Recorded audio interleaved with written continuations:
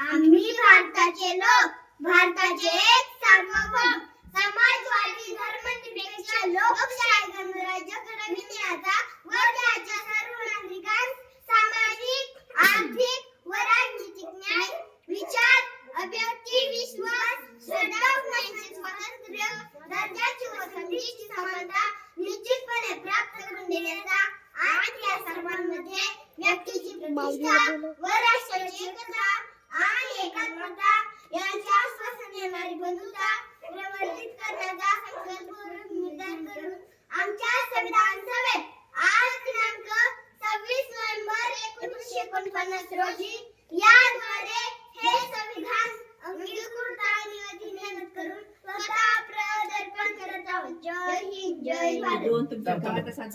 चालू ठेवा. बघा लहान मुले मोठ्या माणसानं कर्तव्य माहिती नाही.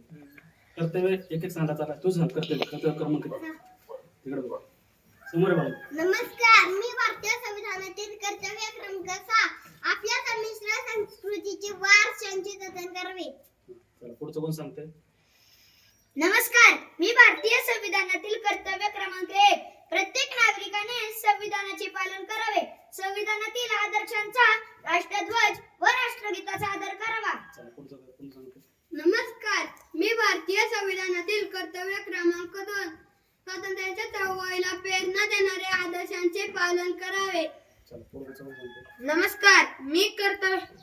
नमस्कार, मी संविधानातील कर्तव्य क्रमांक 3 देशाचे सार्वभौमत्व, एकता व अखंडत्व सुरक्षित ठेवण्यासाठी प्रयत्नशील असावे. नमस्कार, मी भारतीय संविधानातील कर्तव्य क्रमांक 5 सर्व प्रकारचे भेद विसरून एकोपा वाढवावा व बंधुत्वाची भावना जपासावी. स्त्रियांच्या प्रतिष्ठेला कमीपणा आणतील अशा प्रथांचा त्याग करावा. चला पुढचं कोण सांगते?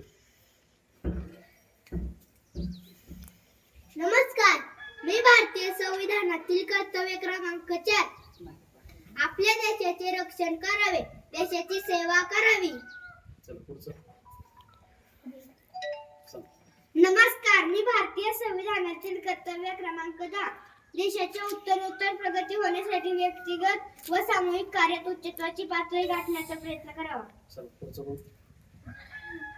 चल सांग. नमस्कार, मी भारतीय संविधानातील कर्तव्य क्रमांक 11 6 ते 14 वयोगटातील आपल्या पालकांनी शिक्षणाच्या संधी उपलब्ध करून द्याव्यात. सर ऐका ना. कर्तव्य